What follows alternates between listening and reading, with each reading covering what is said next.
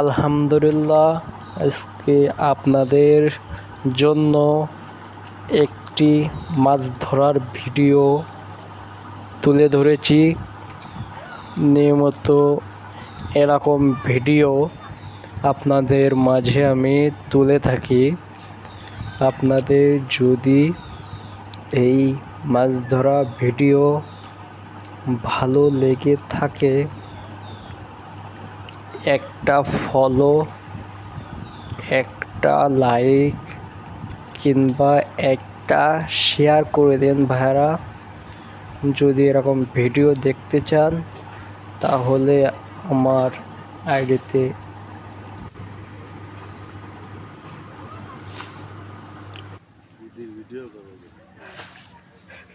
এই কথা উঠে গেল।